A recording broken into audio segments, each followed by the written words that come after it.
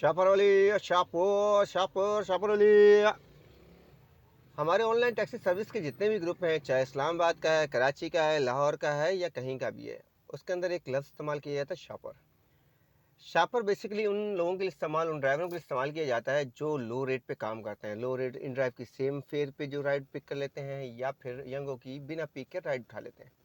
अब उनको इस बात पे शापर क्यों कहा जाता है, इस सवाल का जवाब तो मेरे पास बिल्कुल नहीं है। लेकिन हम इस चीज़ को ज़रूर जानने की कोशिश करेंगे इस वीडियो में कि इतने लो रेट पे ये ड्राइवर काम क्यों करते हैं। मेरी आइंदा आने वाली वीडियो में भी इसी तरह के कुछ सवाल जवाब होंगे, जिसमें आपकी आरा, आपके सवाल और आपके जवाब और आपके कमेंट्स मेरे लिए बहुत ज़रूरी होंगे। आपको मिसाल देना चाहूँगा कि इत्तेहाद टाउन इलाका गैर, वहाँ से एक राइड अगर बुक की जाए इन ड्राइव की मिनिमम रेट पर, मतलब जो कंपनी का एस्टिमेटेड फेयर है उसको डाउन करके गुलशन हदीद का ड्रॉप ऑफ लगा के, तो वो राइड अराउंड बनेगी 1750 रुपये की, नॉन एसी की।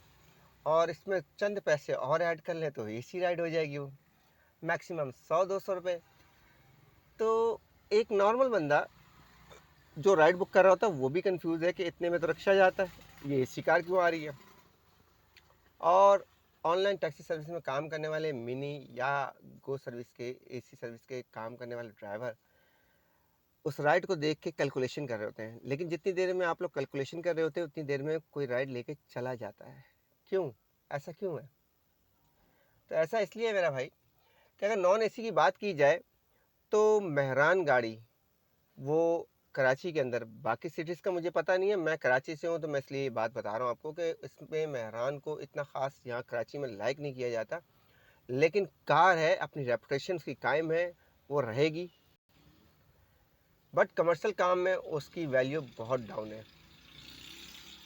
आप अगर मेहरान का दिन भर का काम देखें तो उसमें 80% उसकी सेम फेयर की राइड्स ही होंगी और फर्स्ट फेयर की राइड्स होंगी। बहुत शादिर नादिर वो किसी ऐसे एरिया में है जहाँ गाड़ियाँ अवेलेबल नहीं है, या ऐसा कस्टमर जिसको कोई पिक नहीं कर रहा, लेके नहीं जा रहा, तो मेहरान जो है उसको हाईएस्ट रेट में ले जाएगी। अदरवाइज़ मेहरान जो है इन ड्राइव में बहुत लो, मतलब इंतहाई चीप रेट पे काम करती है। और मुझे या शायद किसी और को भी एतराज़ नहीं होगा, उसकी वजह है, उसकी रीज़न है, क्योंकि कस्टमर को जो इन ड्राइव ने ऑप्शन दिए हैं गाड़ी देखने का ऑप्शन, ये बहुत गैर मुनासिब है, बहुत नाजायज़ ऑप्शन है। अगर ये ना हो तो मेहरान मिनी की एक शान आन बान है। मैं आपको याद दिलाना चाहता हूँ कि इन ड्राइव आने से पहले मेहरान की वैल्यू काफ़ी बेहतर थी।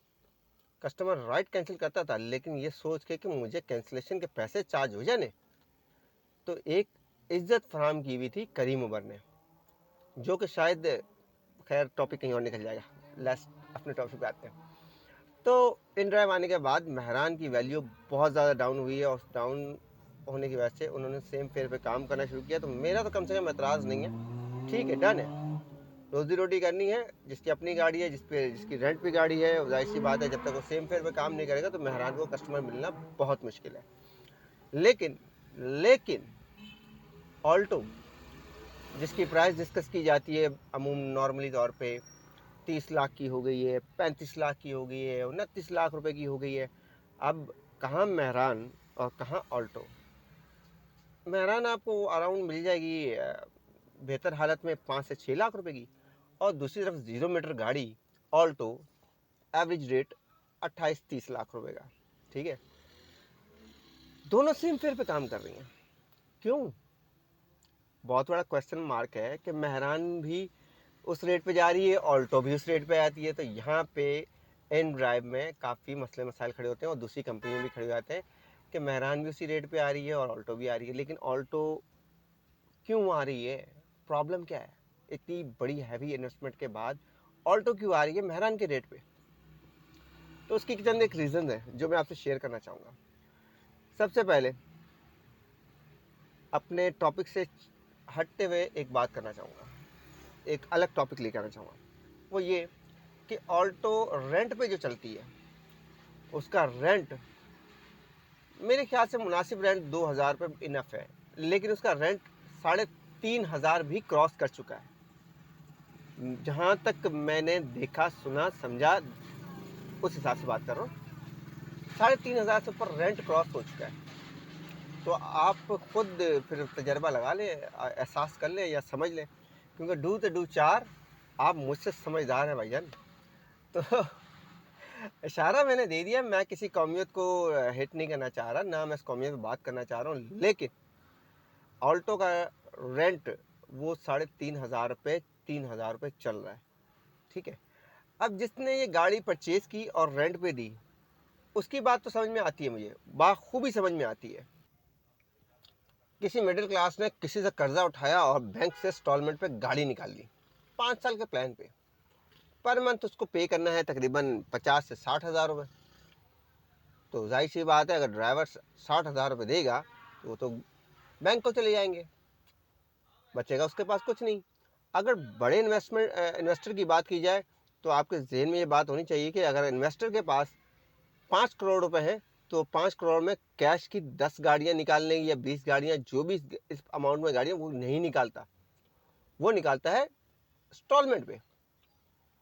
मेरी बात आप समझने की कोशिश करिएगा कि जो बड़े यहाँ पे आप फ्लीट एडमिन देख रहे हैं ना, मैं नाम नहीं लेना चाहूँगा, लेकिन जिनके पास 30 गाड़ियाँ हैं ऑल्टो, जिनके पास 80 गाड़ियाँ हैं, उन्होंने गाड़ियाँ कैश पेमेंट पे नहीं ली हैं।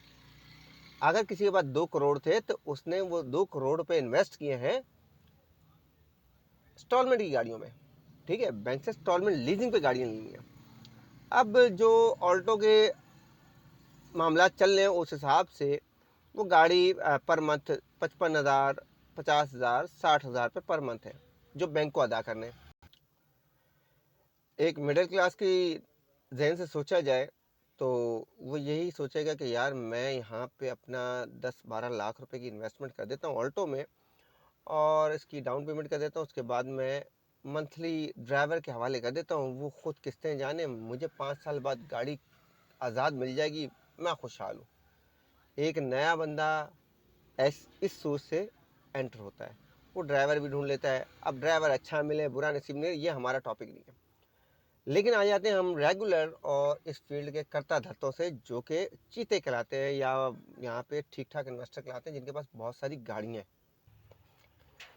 अब उन लोगों ने गाड़ियाँ कैसे हासिल की हैं, कैसे इन्वेस्टमेंट हुई है, वो तो मैंने आपको बता दिया। तो बात आ जाती है कि ठीक है जी, 60,000 रुपये, अब वो एक इन्वेस्टर और एक मिडिल क्लास की सोच में आपको अलग कर चुका हूँ, बता चुका हूँ। अब आ जाते हैं कि जी इन्वेस्टर जो 2 करोड़ रुपये लेके बैठा होता है, उसकी सोच ये बिल्कुल नहीं होती है। उसकी सोच तो यही होती है जो ड्राइवर मैक्सिमम पैसे दे दे, ठीक है। तो डू 4, आप ज़्यादा समझदार हो मेरा भाईजान। तो ये डायलॉग याद रखिएगा, शॉपर वाला और ये डू 4 वाला। तो कहने का मकसद ये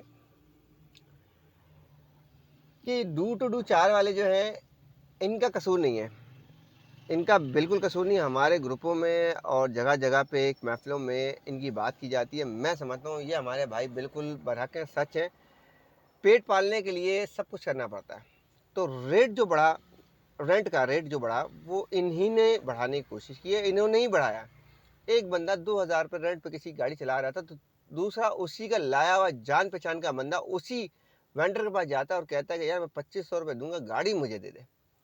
तो उस वेंडर को उस चलते हुए रेगुलर ड्राइवर में कीड़े नजर आने लगे। तो इस तरीके से गाड़ियों का रेंट बढ़ा।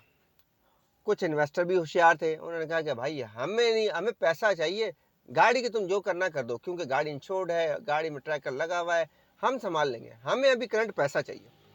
तो गाड़ी का रेंट पहुंच गया 3,500 रुपये। चले आप कम कर लें, 3,000 रुपये रेंट पे गाड़ी लिया। तो ऑनलाइन टैक्सी सर्विस के अंदर 40% यही गाड़ियां चल रही हैं, और इन्हीं गाड़ियों के दम पे ये कंपनियां चल रही हैं जिनसे आप शिकवा करते हो, जिनको आप 1 रेटिंग देते हो, और जिनके नाम पे ये वो फंड एसोसिएशन और वो क्या कुछ यूनियन वाले मामला चल रहे हैं ना, ये बने। मतलब पैसे बनाने के नए जरिए बने, लेकिन होना कुछ नहीं है। देखें, आप अपने आप पे रखें, आप दिन भर फारिग बैठे रहते हैं, लेकिन आप जब तक कोई अच्छे पैसे नहीं देता, तो आप जो है वो राइट पिक नहीं करते। मैं आपके साथ हूँ, मैं भी ऐसे ही करता हूँ। मैं गाड़ी रेंट की चला रहा हूँ, लेकिन मैं भी ऐसा करता हूँ।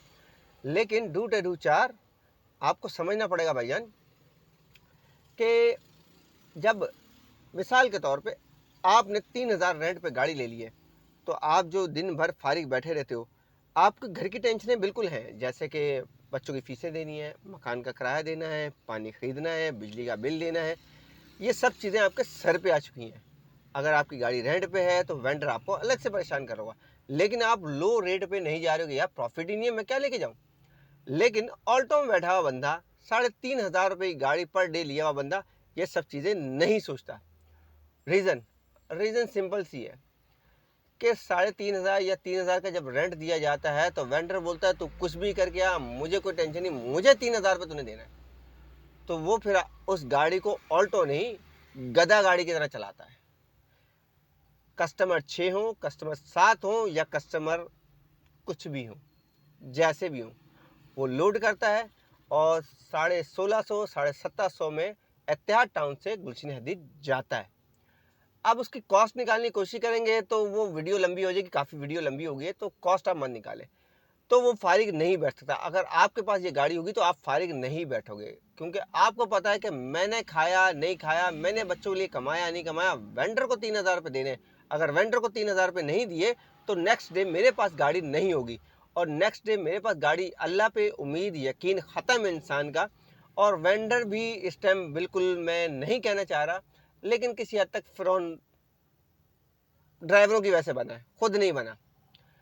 तो जब 3,000 रुपये की गाड़ी ली हुई रेंट की गाड़ी गाड़ के नीचे होती है, सॉरी इस वर्ड को मैं बीप नहीं कर पाऊँगा, नेक्स्ट वीडियो में कोशिश करूँगा इस तरह के वर्ड्स ना आए। तो आपके अगर पास 3,000 रुपये, तो आपको पहले 3,000 की फिक्र है। 3,000 कमाने के लिए आपको 5,500 रुपये की काम करना पड़ेगा। 5,500 के लिए जब आपको ये फिक्र नहीं होगी कि गाड़ी का ऑयल कब चेंज हो रहा है, क्योंकि ऑयल सबसे बड़ी टेंशन होती है। 3,000 रुपये किलोमीटर पे जो है वो आपने गाड़ी का ऑयल चेंज करवाना है। 3,000 रुपये पर डे वाली गाड़ी में ये सब चीज़ें वेंडर ने ली होती हैं कि भाई ऑयल मैं चलाऊंगा, मेंटेनेंस मेरी है, सब कुछ मेरा है, एक्सीडेंट मेरा नहीं है। हालांकि इंश्योर्ड गाड़ी है, लेकिन हरामी बना करते हैं वेंडर, वो बोलते हैं कि नहीं एक्सीडेंट मेरा नहीं है। खैर ये एक अलग टॉपिक, अगला मैटर है। तो ये इस वजह से जो आप सारा दिन राइडें देखते हैं और गायब हो जाती हैं, ये लेकर जाते हैं। और वो इसलिए लेके जाते हैं कि उनको पहले 3,000 रुपये वेंडर के निकालने हैं। 3,000 कमाने के लिए तकरीबन 2,000 का पेट्रोल लगेगा, वो पेट्रोल के पैसे निकालने हैं 5,000 रुपये, और 5,000 के बाद फिर बिस्मिल्लाहिर्रहमानिर्रहीम मैं अपने लिए काम करूँगा। तो मतलब 12 घंटे 15 घंटे ये गाड़ी। अच्छा, ये फिर एक और टॉपिक, सवाल पे सवाल है। मैंने कहा ये वीडियो सारी जो मेरी बनेगी वो सवाल पे सवाल है। तो ये गाड़ी जो ऑल्टो चल रही है, मैक्सिमम ड्राइवर कोशिश करेगा 12 से 15 घंटे गाड़ी रुकनी नहीं चाहिए, बस चलनी चाहिए। तो उसकी 15 से 12 घंटे की मेहनत जो है वो अर्निंग लेके आएगी 10 से 12,000 रुपये। उसका एवरेज कॉस्ट, आप खुद ड्राइवर हैं, आप लोग समझदार हैं, आप निकाल सकते हैं, क्योंकि 2 to 4 आप मुझसे ज़्यादा समझदार हैं, समझ रहे ना। तो इंशाल्लाह मुलाकात होती है नेक्स्ट वीडियो में। उम्मीद है कि आप बात समझ रहे होंगे। और जो सेम फेयर पे काम कर रहे हैं उनकी अपनी मजबूरियां हैं, मैं उनको गलत साबित नहीं करना चाह रहा इस वीडियो में। और जो सेम पे फेयर पे काम नहीं कर रहे हैं उनकी अपनी मजबूरियां हैं। हर बंदा अपनी जगह जायज़ है, लेकिन 2 to 4 ये सारी कंपनियां चल रही हैं इनके दम पे यार। समझने की कोशिश करना। इंशाल्लाह नेक्स्ट वीडियो में मुलाकात होती है। और जिस चैनल से आप ये वीडियो देख रहे हैं, ड्राइवर ऑनलाइन, सब्सक्राइब। अल्लाह हाफिज़।